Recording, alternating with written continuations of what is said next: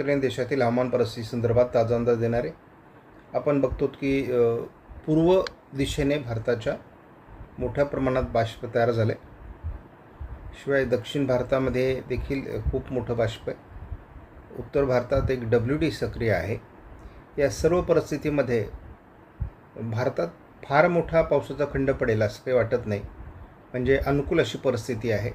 त्यामुळे महाराष्ट्रामध्ये भविष्यात पावसाचं प्रमाण वाढेल, परंतु त्या संदर्भातील नेमके अंदाज काय आहे आपल्याला बघायला पाहिजे. या ठिकाणी कुलाबा विषयाने दिलेले इशारे आहेत, परंतु 4 तारखेला आपण बघतो की केवळ घाटमाथ्यावर पुणे, सातारा आणि कोल्हापूर भागामध्ये येलो अलर्ट दिलेला आहे. शिवाय अहिल्यानगर, पुणे, सातारा, कोल्हापूर, सांगली, सोलापूर, लातूर, धाराशिव, नांदेड, परभणी, यवतमाळ आणि अगदी इकडे जळगाव, नाशिकमध्ये देखील स्थानिक पावसाचा मेघगर्जनेचा अंदाज दिलेला आहे. पूर्व विदर्भामध्ये मात्र येलो अलर्ट आहे आणि मेघगर्जनेसह पावसाची शक्यता देखील व्यक्त करण्यात आलेली आहे. जर 5 तारखेला बघितलं तर विदर्भातील पावसाचा अंदाज कायम आहे. घाटमाथ्यावरील पावसाचं प्रमाण कमी होण्याची संकेत आहेत. मात्र उत्तर महाराष्ट्र आणि मराठवाड्यामध्ये स्थानिक मेघगर्जनेसह पावसाची शक्यता आहे. 6 तारखेला देखील वेगवेगळ्या जिल्ह्यांमध्ये नंदुरबार, धुळे किंवा अगदी नाशिकसह पालघर वगैरे भागामध्ये किंवा अहिल्यानगर, इकडे नांदेड, लातूर, परभणी, हिंगोली या जिल्ह्यामध्ये देखील पावसाची शक्यता आहे मेघगर्जनेसह. तीच परिस्थिती आपल्याला 7 तारखेला दिसते. म्हणजे वातावरण आहे, परंतु इशारे नाहीत अशी परिस्थिती आपल्याला 6 आणि 7 तारखेला दिसते. ब्युरो ऑफ मेट्रोलॉजी हा जो ऑस्ट्रेलियाचा हवामान विभाग आहे आणि IUD संदर्भात आपल्याला सातत्याने अपडेट दिलेले आहेत. त्यामुळे या ठिकाणी 0.63% IUD सक्रिय झालेला आहे. म्हणजे जर 0.5च्या वर किंवा 4च्या वर तो गेला की तो पॉझिटिव्ह प्रक्रियेमध्ये गेला असं आपण गृहीत धरतो आणि त्या पद्धतीचं वातावरण आहे. मात्र भारतीय हवामान खातं मात्र याला अजूनही न्यूट्रल अशाच प्रकारचा दर्जा देतं. त्यामुळे प्रत्येक एजन्सीचे नियम वेगळे आहेत, धारणा वेगळी आहे. परंतु भारतीय हवामान खातं पाऊस कशामुळे पडला हे मात्र सांगत नाही. त्यामुळे संपूर्ण एल निनोमुळे पाऊस कमी पडतो हा समज यावेळेस गैरसमज झाल्यासारखं झालं आहे. आपण या ठिकाणी 2 ऑक्टोबरचा जर परिस्थिती बघितली तर एल निनो या ठिकाणी आपल्याला स्पष्ट दिसतो. त्याच पद्धतीने या भागात उष्णतामान वाढतं आहे. त्यामुळे IUD सक्रिय होतो आहे. जर IUD सक्रिय झाला तर मात्र उत्तरार्धामध्ये प्रचंड मोठ्या प्रमाणात पावसाचं वातावरण तयार होईल आणि अतिवृष्टीचं वर्ष देखील ठरू शकतो अशी परिस्थिती आहे. कारण IUD नसताना जर एवढ्या प्रमाणामध्ये पाऊस होत असेल आणि IUD सक्रिय झाला तर त्याचं प्रमाण खूप वाढेल ही शक्यता देखील नाकारता येत नाही.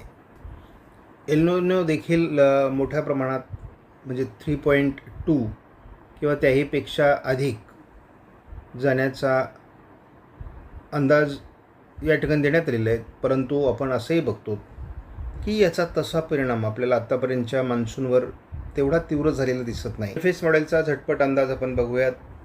सध्या विदर्भ आणि दक्षिण कोकणात पावसाचा अंदाज दिलेला आहे. बंगालच्या उपसागरात दक्षिणेला एक वादळी प्रणाली विकसित होईल असा अंदाज व्यक्त केला. मात्र 5 तारखेपासून हे प्रमाण कमी होईल असाही अंदाज आहे. त्यामुळे महाराष्ट्रासहित भारतातील बऱ्याच भागातील पावसाचा जोर कमी होईल. मात्र पूर्व भारताकडील आणि काही उत्तर भारताकडील राज्यांमध्ये याचं प्रमाण वाढेल असा देखील अंदाज आहे. अंदमान निकोबार बेटांच्या दरम्यान हवामानात काही बदल देखील सुचवले आहेत. 7 तारखेला देखील तीच परिस्थिती आहे. थोडं भारतातील उत्तर आणि मध्य भारताकडे किंवा पूर्व भारताकडे थोडं वातावरण आहे. शिवाय कोकण विभाग किंवा कर्नाटक, केरळच्या किनारपट्टीला देखील पावसाचं वातावरण दाखवलेलं आहे. मात्र विशेष पावसाळी वातावरण आपल्याला 10, 11, 12 तारखेला दिसत नाही आहे. 13 तारखेपर्यंत तरी GFS मॉडेलने फारसा अंदाज दिलेला नाही आणि बंगालच्या उपसागरातील सिस्टम देखील विशेष प्रभावी होताना दाखवण्यात आलेली नाही. आज कोकणात होत असलेल्या पावसाची शक्यता कायम आहे. शिवाय मराठवाडा, विदर्भ, मध्य महाराष्ट्र, उत्तर महाराष्ट्र आणि पश्चिम महाराष्ट्र देखील स्थानिक वातावरणाची शक्यता मात्र वाढली आहे. ठिकठिकाणी मध्यम स्वरूपाचा, काही ठिकाणी हलक्या स्वरूपाचा पाऊस होतो आहे. उद्या देखील स्थानिक वातावरण असणार आहे. कोकणात जोरदार सरींची शक्यता आहे. पूर्व विदर्भात जोरदार सरींची शक्यता आहे. 6 तारखेला स्थानिक वातावरण महाराष्ट्रात असणारच आहे. कोकणामध्ये घाटमाथ्यावर याचं प्रमाण थोडं अधिक असेल, हा SMW मॉडेलचा अंदाज आहे. लातूर, धाराशिव, सोलापूर भागात किंवा सांगली भागात पावसाच्या ॲक्टिव्हिटीज अपेक्षित आहेत. शिवाय गोंदिया जिल्ह्यातही पावसाच्या ॲक्टिव्हिटीज अपेक्षित आहेत. 7 तारखेला विदर्भ आणि थोडं यवतमाळ, नांदेड, लातूर, सोलापूरच्या, धाराशिवच्या काही भागात स्थानिक वातावरणाची शक्यता आहे. कोकणातील पाऊस सातत्य ठेवून राहील. उत्तर महाराष्ट्र आणि मराठवाड्याच्या उत्तरेकडील भागात, मध्य महाराष्ट्रामध्ये थोडं पावसाचं प्रमाण कमी होण्याची शक्यता आहे. 8 तारखेपासून मात्र स्थानिक वातावरणाचा प्रभाव कमी होतो आहे. कोकणातील वातावरण मात्र कायम आहे. 9 तारखेला किरकोळ स्थानिक वातावरण आहे, परंतु कोकणातील पावसाळी वातावरण कायम आहे. 10 तारखेलाही स्थानिक वातावरण कमी होतं आहे. कोकणातील वातावरणावरही थोडा प्रभाव कमी झाल्याचं दिसतं आहे. आपण बघतो की गोंदिया आणि कोकण, म्हणजे पूर्व विदर्भ आणि कोकण, असं थोडं वातावरण आहे. बाकी स्थानिक वातावरणाचा प्रभाव कमी झाला आहे. 12 तारखेपर्यंत महाराष्ट्रामध्ये, म्हणजे 8 ते 12 हा कालावधी कमी पावसाचा आहे.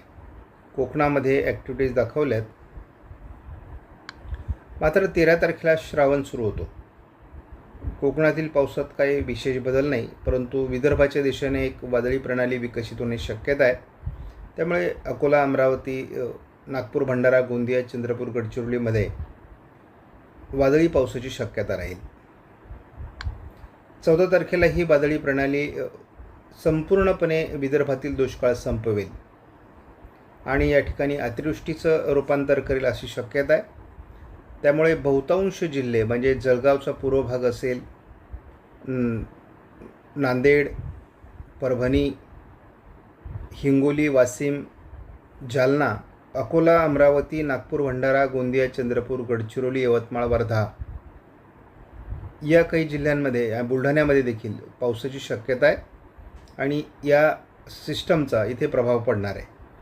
हळूहळू कोकणातील प्रभावही वाढू शकेल, परंतु मध्य महाराष्ट्र, उत्तर महाराष्ट्र, पश्चिम महाराष्ट्रात याचा प्रभाव 14ला असणार नाही. 15 ऑगस्ट मात्र आपल्यासाठी महत्त्वाचा दिवस.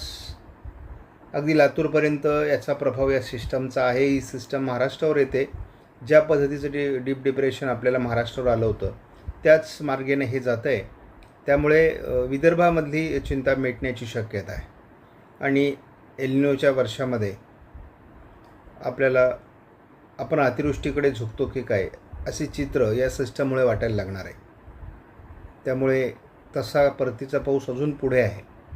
त्यामुळे परिस्थिती विदर्भातील दुष्काळाची बदलू शकते, मराठवाड्यातील बदलू शकते.